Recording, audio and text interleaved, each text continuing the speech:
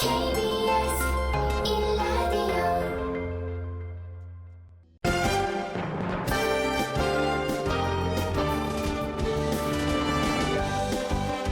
KBS 1라디오 신성원의 오늘 세계는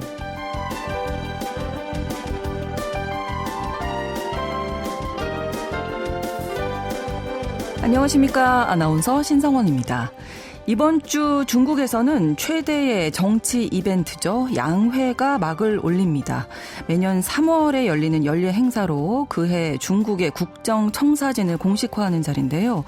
올해는 특히 2026년부터 2030년까지 이어질 15차 5개년 계획이 시작되는 해라서 의미가 더 큽니다. 경제 성과만 어느 정도 뒷받침된다면 시 주석의 사연임은 기정사실에 가까운 상황인 만큼 이번 양회는 중국의 경제와 외교 그리고 시진핑 사연임의 정치적 기반을 동시에 다지는 무대가 될 전망입니다.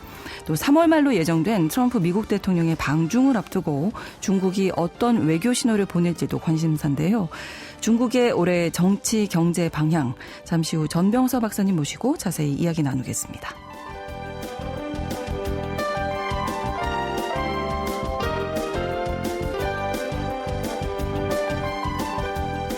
최근 미국에서는 비만 치료제 사용이 늘면서 설탕 소비가 줄고 설탕 선물 가격도 5년여 만에 최저치를 기록했다고 합니다.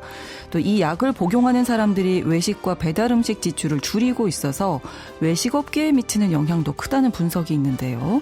2부 글로벌 이슈에서는 먹는 비만 치료제 돌풍이 미국 경제와 사회에 미친 영향 살펴보겠습니다. 3월 2일 월요일 KBS 1라디오 신성원의 오늘 세계는 시작합니다.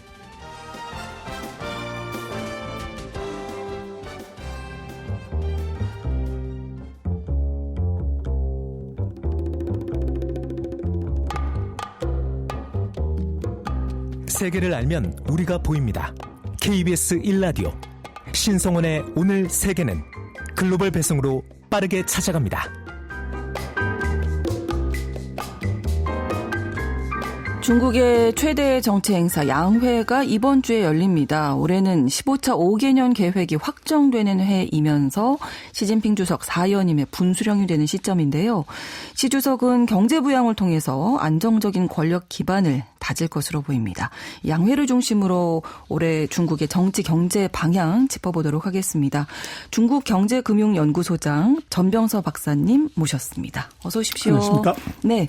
자, 이번 주에 이제 드디어 개막을 하게 되는데 일단 양회가 어떤 행사인지 좀 설명 부탁드립니다. 두 개의 회의라는 뜻인데요. 네. 그래서 중국의 정협이라는 게 하나 있고 우리 국회 같은 전인대가 있는데 네. 그것이 하루 사이에 회의가 열립니다. 그런데 네. 그것의 의미는 우리는 12월이 결산기이고 1월부터 시작이지만 중국은 3월부터 결산기다 그렇게 보는 게 쉬울 것 같아요. 네. 그래서 정부 예산이라든지 정책들이 이 12월에 운을 떼지만 올해 쳤을 때 국회 승인을 받는 것이 3월 양회입니다. 그래서 3월 양회의 의미는 1년 동안의 중국의 경제 정책, 사회 전반에 관한 청사진, 네. 이제 이것을 펼쳐 보이고 그것을 승인받는 자리다. 그렇게 볼 수 있을 것 같습니다. 네. 근데 금년 같은 경우는 조금 다른 것은 네. 방금 말씀하신 것처럼 5년 단위의 경제개혁을 아직도 중국은 하고 있는데 그 15차 5개년 계획 26년부터 30년까지의 계획이 이번에 네. 확정이 돼요. 아, 그렇군요. 그러면 중요한 앞으로의 방향을 좀 살펴볼 수 있는 그런 의미가 그렇습니다. 되겠네요. 중국의 미래 5년 어떤 네. 그림으로 갈 건지 네. 청사진을 낸다고 봐야죠. 네. 그 2026년부터 2030년을 아우르는 15차 5개년 계획이 시작하는 해인 거잖아요, 올해가. 그래서 더 의미가 있겠습니다, 이번 양회. 그렇습니다. 그런데 이제 거기에 시진핑의 사연임이 같이 맞물리게 돼 있어요. 네. 그래서 중국은 27 사이클 2년 2차하고 7차 들어가는 해에 주석의 임기가 새로 시작되는 거라서 그래서 금년에는 경제 5개년 계획이 시작하는 첫 번째 해이기도 하고 네. 또 시진핑 사연임이 실제적으로 진행되는 어떻게 보면 타당성 근거 요거를 제시하는 시기가 2026년입니다. 네. 그러다 보니까 그 5개년 계획의 첫 해에 이게 숫자가 좋아야 그렇죠. 이제 그런 의미가 있어서 예. 뭐 신경을 굉장히 많이 쓸 수밖에 없는 이제 그런 상황인 것 같아요. 네. 구체적으로 들어가 보겠습니다. 최근 3년 동안 중국 경제 성장률 보면 5.2%, 5.0%, 5.0%, 뭐 숫자로는 뭐 정치적인 마지노선이라고 하는 5% 선에 이제 겨우 맞춘 셈인데 사실 현실은 좀 그러지 못한 것 같아요. 경기도 좋지 않고. 그게 이제 전형적인 K자 성장입니다. 네. 우리도 그렇지만 미국도 그렇고 중국도 전통산업은 뭐 계속적으로 나빠지고 소비는 나빠지는 대신에 첨단 산업이나 수출이 이게 계속 좋아서 5%를 맞춘 거고요. 네. 그래서 뭐 중국이 이번에도 이제 그 경제 성장 목표를 제시할 건데 이번에는 그 넘버, 숫자가 중요한 게 아니고 how, 어떻게가 더 중요할 것 같아요. 네. 그래서 아마 이번에도 목표는 뭐 5%, 4.5에서 5 정도를 비슷하게 낼 거지만 네. 그걸 달성하는 방법이 뭐냐. 요게 큰 정책의 변화가 이제 거기에 담겨져 있을 것 같아요. 네. 방법으로 어떤 얘기를 할까요? 그래서 뭐 첫 번째는 중국도 이제는 소비가 GDP의 57% 정도 가기 때문에 소비 네. 중심 국가예요. 근데 지금 소비가 작년 12월 달에 0%까지 떨어졌어요. 그렇군요. 그래서 이게 이제 실제적으로 14개 침묵하는 인민들의 어떻게 보면 이제 뭐 태도, 분노, 열어낼 수 있어요. 네, 그래서 네. 소비를 부양시키는 것이 이제 제일 중요하고 네. 두 번째는 미국과 중국이 지금 기술 전쟁을 하고 있기 때문에 거기서 이제 기술 국산을 어떻게 할 거냐. 이 두 가지 이슈가 가장 중요한 핵심이고 네. 그래서 모든 정책이 거기에 다 몰릴 것 같아요. 네. 소비 부양책으로는 어떤 얘기가 나올까요? 그래서 이제 뭐 소비 같은 경우는 전제 조건이 뭐 우리도 그렇습니다만은 부동산이 이게 나쁘면은 소비가 늘기가 어려워요. 그렇죠. 근데 중국은 내리 4년 동안 부동산 가격이 빠졌기 때문에 그래서 금년도에는 부동산 가격을 안정화시키고 소프트 랜딩 시키는데 포커스를 맞출 것 같고 네. 그래서 뭐 지금 중국의 부동산 재고가 역대 최대이기 때문에 네. 요걸 어떻게 소진하냐. 그래야 이제 가격이 회복이 되니까 그래서 요것의 구체적인 방법은 정부가 미분양 아파트 인수해서 네. 이걸 임대주택으로 돌리는 것. 아. 그렇게 되면 이제 기업들의 재고 부담이 줄죠. 네. 그러면 이제 자금도 유통이 되고. 그렇죠. 그것이 이제 뭐 가장 눈에 띄는 전략이 될 것 같고 정책이 될 것 같고. 네. 이번에 중국이 아주 특이한 단어를 하나 썼는데요. 사람을 위한 투자. 요런 이제 그 단어를 하나 들고 나왔어요. 사람을 위한 투자. 그렇죠. 그럼 지금까지 어디 투자했냐 그랬더니 지금까지는 사물에만 투자를 주겠다는 거예요. 도로, 뭐 항만, 뭐 철도 공장. 예. 그래서 이게 큰 그 전환점이 이제는 이게 서비스 소비업종의 경제 정책의 중점을 바꾸고 그걸 통해서 고용 유발 효과를 높여서 고용을 늘리고 네. 이게 GDP를 맞추겠다는 것이 그게 핵심인 것 같아요. 그렇군요. 그래서 미래를 중국- 좀 보겠다는 거겠네. 그렇습니다. 네. 그래서 지금 중국이 경제 규모 세계 2위이기도 하고 네. 인당 소득이 뭐 한 3, 4천 달러 그리고 대도시는 우리처럼 뭐 한 3만 달러 레벨까지 와 있기 때문에 네. 이제는 돈 쓸 때가 됐다는 거죠. 그렇죠. 근데 그것을 이제 어떻게 쓸래 할 때 이건 고용하고 연계가 돼야 돼요. 근데 서비스업이 커지게 되면 고용이 커지는데 그래서 중국이 이번에 대놓고 얘기하는 것은 육아, 네. 양로, 교육. 아. 그래서 사람의 라이프 사이클에 이제 해당되는 그 분야에 대대적으로 투자를 한다는 거죠. 그래서 서비스업은 뭐 고용 유발 효과가 굉장히 크죠. 네. 그래서 고용도 자꾸 이 소비도 늘리는 그 정책이 이번에 아마 굉장히 중요한 비중으로 나올 것 같고. 네. 그리고 미국과의 기술 전쟁은 AI하고 반도체예요. 그렇죠. 근데 이것은 뭐 중국이 중국말로 이제 거국체계 지고티즈라고 하는데 국가의 모든 자원을 총동원한다. 네. 그래서 뭐 금년에도 아마 중국의 AI 반도체 뭐 인프라 쪽은 아마 사상 최대 투자를 할 것 같고 네. 정부의 지원 이제 똑같이 오히려 더 가속화될 가능성이 있어 보입니다. 네. 그래서 이제 뭐 미국하고 중국하고는 약간 전략이 다른 것이 네. AI 산업에 투자하는 걸 보면 미국은 뭐 AI 기업들이 민간 기업들이 그렇죠. 500억 불씩 1000억 불씩 막 이렇게 투자를 해요. 네. 근데 중국의 투자를 보면 기업들의 투자가 그것의 10분의 1 정도밖에 되질 않아요. 그래서 어떻게 그게 가능하냐 하는 건데 그것의 큰 차이점은 미국은 이게 자기가 모든 걸 다 하려고 그렇죠. 다 먹으려고 투자하다 보니까 이제 모든 분야에 다 투자하니까 투자금이 커지고 중국은 2017년부터 AI를 하면서 국가가 자원도 제한돼 있고 인력도 제한돼 있는 상황에서 네. 피터지게 경쟁하는 것은 비효율이다. 그래서 이제 공산주의 국가의 특성이 계획 경제를 해버린 겁니다. 그래서 그렇죠. 10개의 AI 산업에 그 할 수 있는 회사를 지정을 했어요. 그래서 예를 들면 자율주행 자동차다 그러면 뭐 누구나 다 할 수 있는 것처럼 중국은 그게 안 되고 바이더만 하고 돼 있고 스마트시티 요거는 알리바바만 네, 헬스케어 네. 이것은 텐센트만 이런 식으로 그러다 보니까 투자 규모를 이제 10분의 1로 가져가도 정상이기 때문에 거죠. 네. 그렇죠. 그래서 이제 그게 조금 다른 점이고 그래서 인프라에 관한 거 지금은 뭐 누가 뭐라고 해도 이제 전력 그다음에 용수 뭐 완전 입지 요건데 방금 말씀하신 게 그런 분야에 있어서는 중국은 뭐 최강의 경쟁을 지금 가지고 있습니다. 맞습니다. 네. 땅이 국가 거니까 네. 그냥 주면 되고 또 전기가 문제가 되는데 이 데이터 센터를 시내는 못 짓게 하고 네. 이제 뭐 외곽 지역 또는 농촌 지역으로 산악 지역으로 하고자 하는데 네. 전기세를 이걸 국가 보정을 해줘 버려요. 그러다 보니까 이게 뭐 비교가 안 되죠. 그렇죠. 전기요금이 엄청나게 오르고 있거든요. AI 데이터 센터 때문에. 그래서 이게 중국이 뭐 반도체를 막았는데도 불구하고 예. 오픈 AI를 쫓아가는 딥세크의 스피드가 줄지가 않는 것은 바로 거기에 있습니다. 이유가. 네.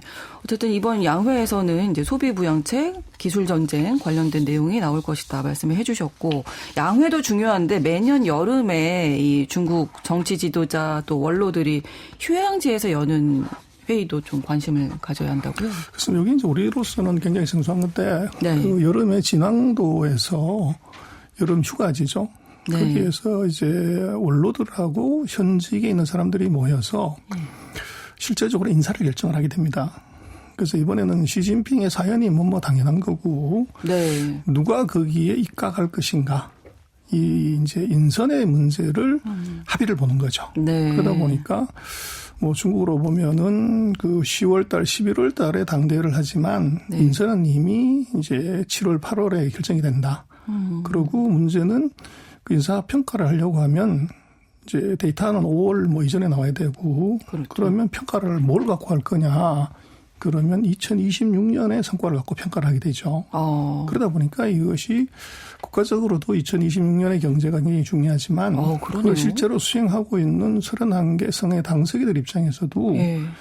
이게 내년에 중앙으로 올라갈지 이제 못 갈지 결정이 2026년 실적에 달려 있어요. 예. 그러다 보니까 국가적으로도 경기 부양을 해야 되고 그것을 실행하는 지방의 관료들 입장에서도 예. 이게 집중적으로 이거 성과를 내야만이 예. 하는 굉장히 그 정치 경제학적인 이제 시간이 2026년입니다. 예, 정말 올해가 올 한 해가 중국에서는 중요한 한 해가 될 텐데 그럼 이 베이다이어 회의에서 시 주석의 사연임이 확정된다 이렇게 보면 되겠습니까? 뭐 사연임은 이미 그 뭐 기정사실화 그렇죠. 돼 그래서 있긴 그거는 하지만. 오히려 네. 뭐 사연임 확정보다는 네.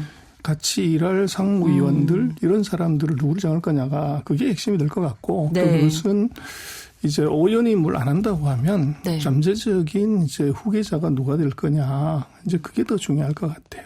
그렇군요. 자, 말씀해 주신 대로 시진핑 주석의 사연임 위해서는 경제 부양이 이제 중요한 쟁점이 될 텐데 중국 정부 어떤 식으로 좀 드라이브를 걸 거라고 세 가지인데요. 네. 코로나 이후에 누가 돈을 전 세계에서 제일 많이 풀었냐고 그러면 절대 어마운트로 보면 우리 미국이라고 생각하지만 아니 중국이 제일 많이 풀었어요. 근데 중국은 뭐 분기마다 연마다 돈이 없어서 절절매죠. 예. 그래서 그건 뭐냐면 화폐 동속도가 50%가 안 돼요. 그래서 100억 풀면 50억밖에 돌지 않는. 그래서 지금 중국 같은 경우는 그렇군요. GDP의 거의 한 37, 8% 되는 돈이 은행에 들어가서 예금으로 나오질 않는 거죠. 요게 이제 문제가 되는 건데 네. 이걸 어떻게 이제 실물 경제로 끌어내려는 것이 아마 금년의 첫 번째가 될 것 같은데 그게 우리하고 똑같은 이 주가 부양입니다. 증시로 이제 돈을 끌어내는 것.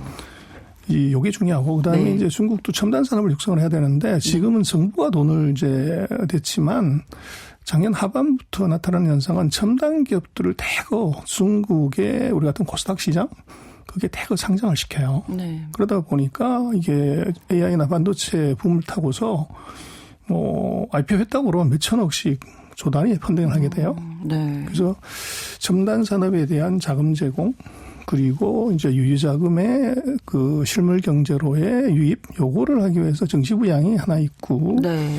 두 번째는 이게 이제 뭐라고 해도 소비를 진작시키는 것은 돈 뿌리면 죽은 고양이도 튀어오른다는 말이 굉장히 있지만 아, 그렇군요. 그래서 예. 중국이 아마 금년에 현금 쿠폰을 많이 뿌릴 것 같아요. 아. 그리고 두 번째는 네네. 이제 이고안신이라고 가전이나 자동차나 노트북이나 핸드폰 바꿀 때 네네. 세금을 이제 한 15% 깎아주는 거죠. 그래서 가격이 한 15% 내려가게끔 하는 거 네. 이걸 대대적으로 함으로 인해서 직접적인 소비에 자극을 줄 가능성이 높고 세 번째 정책은 결국은 이게 반도체하고 AI 뭐 로봇입니다. 그래서 네. 이것은 뭐 중국이 최근 4년 동안에 경기가 어떻든 뭐 이제 코로나가 있건 말건 상관없이 계속적으로 투자했던 이제 분야고 네. 이것은 미국의 견제 때문에 더 가속화할 가능성이 높아요. 그래서 아마 첨단 산업 지원에 관한 정책, 그 다음에 이제 내수 소비에 관한 정책, 네. 그리고 이제 유자금을 끌어내기 위한 금융 정책의 수단으로 증시 부양 그 세 가지가 핵심이 될 가능성이 높아 보입니다. 네. 그 전체적으로 혈관에 피가 돌듯이 돈이 좀 돌아야 그렇습니다. 경제가 활성화될 것이다. 이렇게 보고 그렇죠. 있는 거네요. 네, 목표가. 자, 말씀해 주신 뭐 AI, 휴머노이드 이런 부분 중국 첨단 산업 경쟁력이 뭐 꽤 많이 올라왔다. 그런 생각도 드는데요. 그래서 중국 같은 경우는 이제 첨단 산업에 있어서는요, 선택과 집중이 아니라 올인이라고 봐야 돼요. 그렇군요. 그래서 네. 지금 뭐 로봇 같은 것들을 보면 처음에는 춤을 추다가 마라톤을 하다가 축구를 하다가 권투를 하다가 네. 지금 거의 이제 뭐 휴머노이드 로봇의 최선단을 지금 보여주고 그러니까요. 있고 반도체는 브로킹을 했지만 그 캐치업의 속도를 계속 줄이고 있어요. 그리고 AI는 뭐 말할 필요도 없이 반도체가 없는데도 미국하고의 갭을 계속 줄이고 있죠. 네. 그러다 보니까 이것은 결국은 정부에 보이지 않는 손, 보이는 손 이 두 가지가 작용을 했다고 볼 수 있고 네. 그러나 이게 완벽한 1등이냐 하는 것은 이제 치명적인 약점이 반도체예요. 그래서 로봇이라고 예를 들면 네. 이제 AI를 하는 머리, 오케이. 그다음에 이게 심장 뭐 이런 것은 반도체 칩인데 네. 이게 지금 약한 거죠. 그 대신 몸체 이건 뭐 전 세계 최고고 테슬라도 마찬가지로 그렇죠. 이게 아틀라스 로봇의 부품의 거의 뭐 50% 이걸 중국 걸 써야 되는 정도까지 왔기 때문에 네. 사람의 이제 머리, 심장, 몸통 이렇게 보면 심장 빼놓고는 세계 1등에 가깝다. 네. 그게 중국의 실력이라고 봐야 될 것 같아요. 그게 이제 미국의 반도체 수출 통제 그렇죠. 때문인 거죠. 그렇죠. 네. 그 부분 때문에 전체적인 기술력은 많이 올라왔지만 기술 경쟁력은 선두권이다. 그래서 반도체만 풀어주게 되면 바로 네. 1등 해버리는 거죠. 그럼 미국이 절대 안 풀겠네요. 그렇죠. 그래서 이제 그것이 안 푸는데 문제는 과거가 됐으면 네. 감히 이제 미국이 하고 있는 최첨단 반도체를 할 생각도 못 했다가 이러냐다가 막아버리니까 이제 악심 먹고 이제 올인하다 보니까 네. 이게 AI에서의 칩의 속도, 개발 속도나 캐치업의 속도가 굉장히 빨라지는 그런 이제 부작용이 사실은 생겼어요. 그렇죠. 그래서 지금 반도체를 만들 때 제일 중요한 게 EUV 장비라는 건데 네. 전 세계 어느 누구도 네덜란드의 SML의 EUV를 국산하겠다는 나라는 없어요. 근데 중국은 이걸 막히니까 이걸 지금 국산하겠다고 들어왔고. 제재를 하면 또 기술을 발전시키더라고요. 다른 부분은. 그게 문제죠. 그러니까요. 그래서 지금 이미 지금 우리가 쓰는 게 5나노, 3나노짜리를 쓰는데 중국이 90나노, 뭐 48나노, 28나노까지 지금 이제 돼 있고. 차이가 너무 나는데요. 그렇죠. 그것을 이제 캐치업하는 속도가 굉장히 이제 빨라지는 것이 결국은 네. 분노 게이지가 올라간 것이 이게 아이러니하게도 창의성으로 연결이 돼버리는 그런 일이 지금 벌어진 거죠. 그렇군요. 다른 분야에서도 이제 앞으로 그렇지 않겠습니까? 뭐 그렇게 해서 성과가 나게 되면 그 모델을 다른 분야에 그대로 적용을 하게 되죠. 그렇습니다. 자, 일단 트럼프 대통령 취임 이후에 이제 미국, 중국 무역 전쟁이 격화됐는데 아시겠지만 미국 연방 대법원이 상호관세 위법 판결이 났습니다. 꼭 이게 아니어도 지금 중국을 상대로 한 어떤 트럼프 대통령의 무역 전쟁이 그의 의도대로만 되는 건 아니다. 그래서 이제 이게 트럼프 대통령이 뭐 고래 잡으려고 던진 그물이 이게 이제 구멍이 나버린 거죠. 그러다 보니 그걸 떼우려고 뭐 새우 잡는 그물부터 고등어 잡는 그물 다 지금 던지지만 이미 그것은 기미 샜다. 그다음에 그 그물의 효과가 있었냐를 봐야 되는데 네. 그저의 타켓은 사실은 미국의 무역 적자 축소와 중국의 무역 흑자 축소해야 되는데 둘 다가 이미 실패를 했어요. 미국의 무역 적자 사상 최대. 그리고 중국은 아이러니하게도 대미 수출은 줄었지만 중국의 전체 흑자가 작년에 1조 2천억 달러까지 왔어요. 1조 2천억 달러면 전 세계 GDP 랭킹 20등하는 폴란드의 GDP하고 비슷한 수준이에요. 네. 그래서 이것이 이게 미국의 그 무역 정책은 트럼프의 패착이다. 그래서 뭐 그것이 숫자로 증명이 되는데도 뭐 이제 나이 드신 80대 가신 어르신이 자기 생각을 안 바꾸는 거죠. 그러다 보니까 계속적으로 이제 악수를 두게 되는. 그래서 뭐 핵심을 놓고 보면 관세라고 하는 것은 네. 보완 산업이 있을 때 관세를 때리는 것이 효과가 있지. 철강화학, 조선기계, 자동차, 반도체까지 다 나가버린 상황에서 네. 거기다가 관세를 높게 때리면 이건 언발의 오줌누기. 당장은 이게 수출하는 쪽이 이제 충격을 받지만 3개월, 6개월 지나서 재고가 스탁아웃 되면 어떻게 되냐. 네. 그럼 그것은 전부 소비자의 부담으로 그대로 증가되는 거죠. 그렇죠. 그래서 네. 뭐 그것을 자꾸 정치적인 레토릭으로 포장을 이제 하는 것이 문제고 팩트는 이미 숫자는 보여주고 있죠. 트럼프의 관세 정책은 네. 무역 적자를 줄이지도 못했고 중국의 무역 흑자를 줄이지도 못했다. 그게 팩트인 것 같아요. 네. 그러다 보니까 이제 트럼프 대통령 올해 11월 중간 선거도 앞두고 있는데 지지율이 계속 떨어져서 상황은 좋지 않습니다. 중국이 이렇게 버티면 이긴다 이런 학습 효과도 있어서요. 이 미국, 중국 중심으로 볼 때 앞으로 세계 정치 질서, 무역 질서 어떻게 전개될 거라고 보시는지. 그래서 앞으로 세계는 아마 그 AS하고 CS로 갈라지는 것.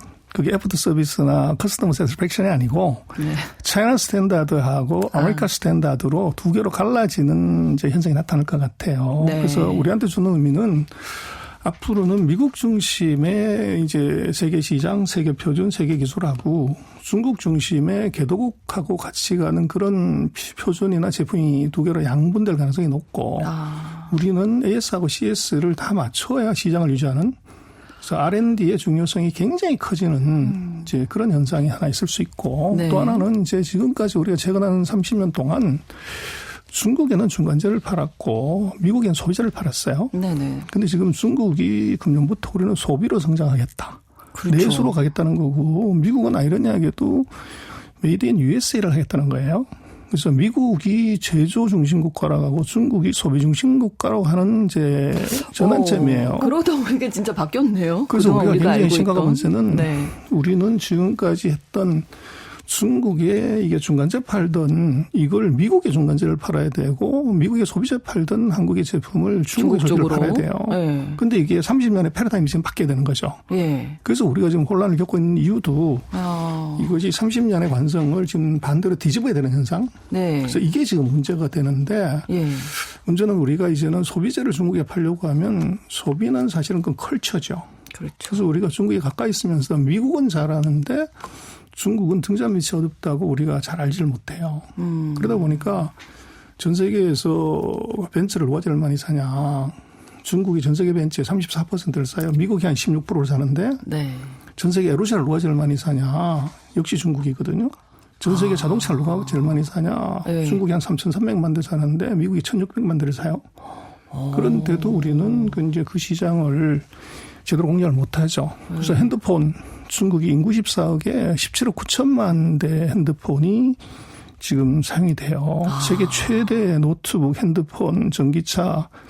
그런데 우리는 핸드폰 철수했고 자동차 철수했고 그래서 이제 우리로서는 조금 그런 전략을 다시 한번 생각을 이제 해봐야 되는 네, 네. 이제 그런 시대가 다시 온 것 같아요. 그래서 이제 시장을 벌이는 상인은 상인이 아니죠. 그렇죠. 근데 네. 우리 옆에 지금 큰 시장이 새로 형성이 되는데 네.